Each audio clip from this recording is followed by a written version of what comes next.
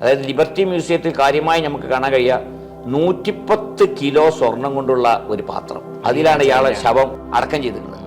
പിന്നെ അങ്ങനെ അതിൻ്റെ മേലെ ഓരോ പെട്ടിക്കുമോളെ പെട്ടി ഭയങ്കര പെട്ടി. ആ പെട്ടികളൊക്കെ അവിടെ വെച്ചിട്ടുണ്ട്. ഒരു പെട്ടിൻ്റെ ഉള്ളിൽ ഒരു പെട്ടി. അവസാനത്തെ പെട്ടിയാണ് 110 കിലോ സ്വർണം കൊണ്ടുള്ള പെട്ടി.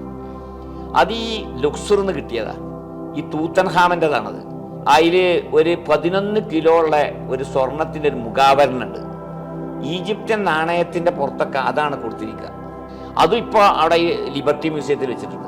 അതേസമയത്ത് തൂത്തൻഹാമൻ്റെ ഡെഡ് ബോഡി കിടക്കുന്നത് ഈ ലുക്സറിലാണ്. അവിടെ ഡെഡ് ബോഡി മാത്രമുണ്ട്, വേറെ ഉള്ളിടത്തൊന്നും ഡെഡ് ബോഡി ഇല്ല. ആ ഡെഡ് ബോഡിയൊക്കെ ഈജിപ്തിൽ കൊടുക്കണം, അധിക ഡെഡ് ബോഡികളും. 11 ഡെഡ് ബോഡികൾ റോയൽ മമ്മി ഹാൾ എന്ന് പറഞ്ഞിട്ട് ലിബർട്ടി മ്യൂസിയത്തിലുണ്ട്. അതുപോലെ തന്നെ അവിടെ കർണക്ക് എന്ന് പറഞ്ഞിട്ട് ലുക്സറിലൊരു ക്ഷേത്രമുണ്ട്. അത് 3000 BC 3000 ഉണ്ടാക്കിയ ക്ഷേത്രം, കർണക്ക് ക്ഷേത്രം.